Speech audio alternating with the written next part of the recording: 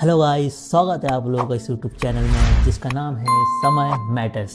आज हम आ गए कोल्डो में पार्ट 7 में, जिसमें हम सीखेंगे zoom tool and pen tool के बारे में। ये दो टूल ऐसे हैं कि हर ग्राफिक डिज़ाइनिंग में इसका यूज़ बहुत ही मस्ट हो जाता है। बिकॉज आप कोई डिज़ाइन बना रहे हो तो उसको जूम इन जूम आउट करना बहुत ज़रूरी हो जाता है हर किसी डिज़ाइन में। तो इसको आज हम स्टेप बाय स्टेप सब सीखेंगे इसमें कि जूम टूल और पेन टूल का यूज़ कहाँ करते हैं, कैसे करते हैं और कितने तरीके होते हैं, वो सारी चीज़ें इसमें हम कवर करेंगे। तो चलो शुरू करते हैं।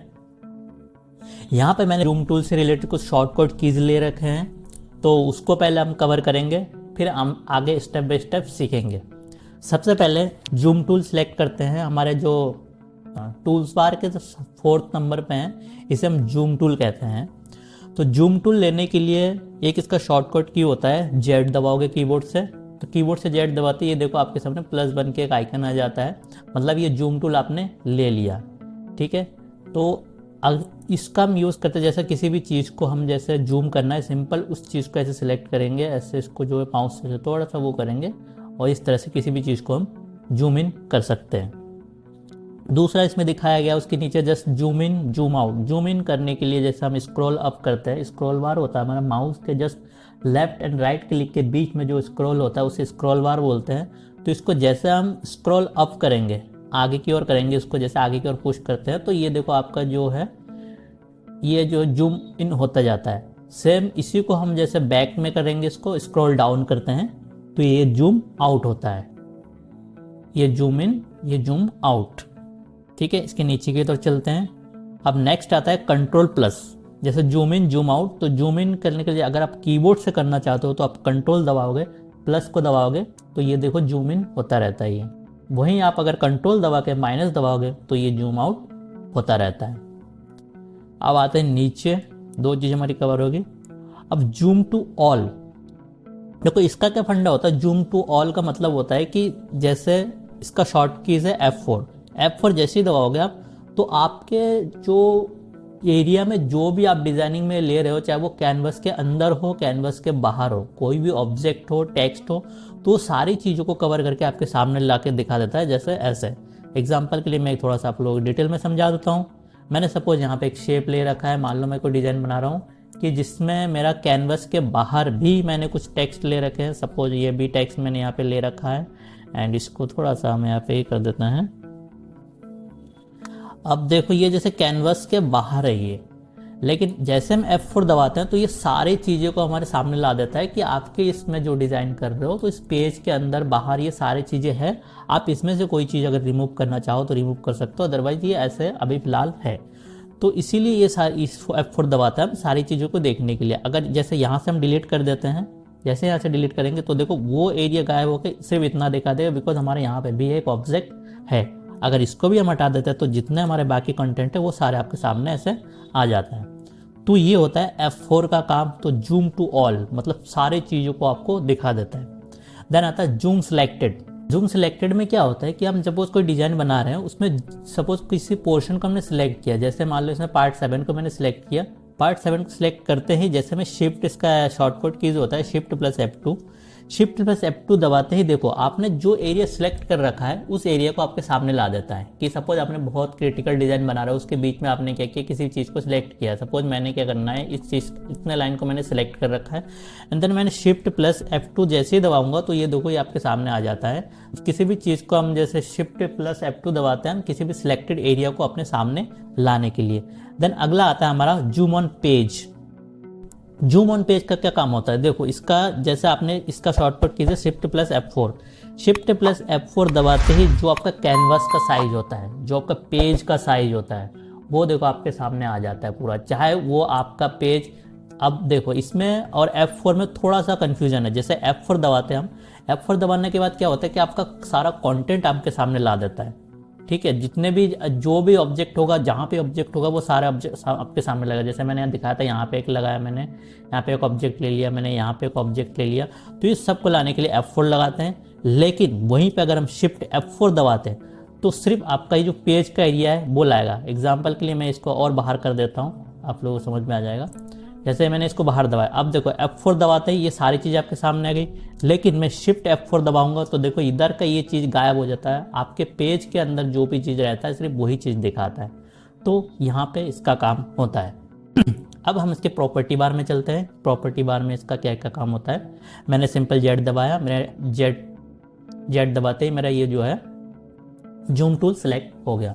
देन हमारा क्या होता है कि सबसे पहला देखो यहाँ पे 2 फीट में क्या होता है कि आप जैसे 2 फीट पे क्लिक करोगे तो जो मैंने अभी दिखाया था जूम टू ऑल, जैसे पूरा फिट साइज में लेने के लिए F4 दबाते हो, जैसे F4 का काम करता है ये। जैसे आपने 2 फीट किया तो ये F4 का काम, इसका शॉर्टकट कीजिए F4 है। देन आता है टू पेज का काम क्या होता है, जो आपके कैनवस का एरिया है, जो आपका पेज का साइज है, उस पेज को आपके सामने लाता है। इसका शॉर्टकट की हम लोगों ने देखा था zoom to page shift plus F4, जैसे हम यहाँ पे करते हैं। आप अगर शिफ्ट प्लस F4 दबाते हो कीबोर्ड से तो ये देखते हो ये काम आपके सामने कर गया। टू विड्थ का काम ये करता है कि सपोज आपका जो पेज है, जैसे वो आपका कैनवस है, अभी फिलहाल आपका कैनवस का साइज है ये सपोज, तो इसकी ये लेफ्ट से राइट तक, यहाँ से यहाँ तक जो इसकी विड्थ होती है इसे विड्थ बोलते हैं, और हाइट मतलब यहाँ से टॉप से लेके बॉटम तक यहाँ पे ये हाइट होती है। तो विड्थ को दिखाने के लिए सपोज हमें विड्थ दिखाना है, हम जूम टूल सेलेक्ट करते हैं। तो अगर हम यहाँ पे टू विड्थ सेलेक्ट करेंगे तो आपके जो मॉनिटर में जितनी स्पेस ले सकता है, कवर कर सकता है, तो उतने ये विड्थ अपना दिखा देता है। वहीं पे अगर हम इसमें टू हाइट पे करते हैं तो आपकी कैनवस की साइज जो होती है उसकी हाइट दिखा देता है हमें, आपके मॉनिटर के अकॉर्डिंग कितना वो साइज ले सकता है। तो यहाँ से ये चीज़ें हम देख सकते हैं। उसके बाद आता है परसेंटेज में क्या होता है कि आप चाहे 10% ले लो, आप 100% ले लो, आप 200% ले लो, तो इसका काम ये होता है। ठीक है, आई होप यहाँ तक आप लोगों को समझ में आ गया। आगे बढ़ते हैं हम। नेक्स्ट हमारा आता है जूम टूल। देखो जूम टूल ये हमने सिलेक्ट कर लिया। अब जूम टूल सिलेक्ट करने के बाद अगर आप इसको लेफ्ट क्लिक करोगे तो ये आपके सामने जूम होता जाएगा। अगर राइट क्लिक करोगे तो जूम आउट होता जाएगा। जूम इन करने के लिए लेफ्ट क्लिक, जूम आउट करने के लिए राइट क्लिक। माइनस करोगे तो ये हमारा माइनस होता जाएगा पेज। अब थर्ड पॉइंट सीखते हैं। थर्ड पॉइंट क्या करता है, जूम टू सिलेक्टेड। जैसे मैंने अभी बताया था शिफ्ट F2 दबा के, शिफ्ट F2 दबाओगे आप तो ये आपका जो है सिलेक्ट, किसी भी सिलेक्टेड एरिया को हमें जूम करने के लिए इसका यूज़ करते हैं। शिफ्ट F2 दबाते ही ये सिलेक्टेड एरिया आपके सामने आ जाता है। इसका शॉर्टकट कीजिए, आप चाहो तो यहाँ से भी कर सकते हो। किसी भी सिलेक्टेड एरिया मैंने सिलेक्ट कर लिया। देन सिलेक्ट करने के बाद मुझे अगर zoom to selected area click करेंगे तो ये आपके सामने सिलेक्टेड एरिया बन के आ जाएगा। Zoom to. अब नेक्स्ट आता है हमारा जूम टू ऑल ऑब्जेक्ट। सारे ऑब्जेक्ट को जूम करने के लिए हम इसमें सिलेक्ट करेंगे सिंपल, और उसके अंदर जितने भी सारे ऑब्जेक्ट है वो आपके सामने बन के आ जाता है। देन ये हमारा था जूम टू पेजेस।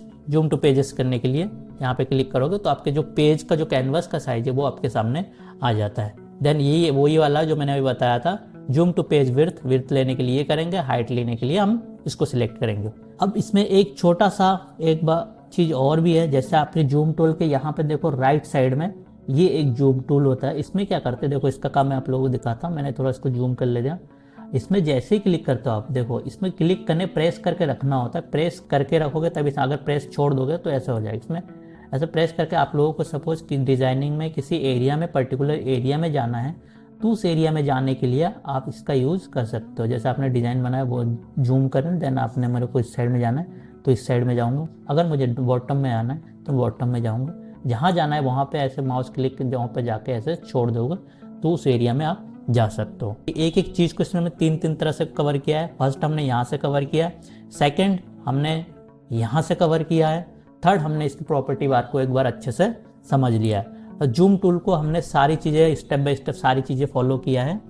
नेक्स्ट हमारा आता है पेन टूल। पेन टूल को हम जो है सिंपल हैंड टूल भी बोलते हैं क्योंकि यहाँ पे हैंड का एक सिंबल दे रखता है।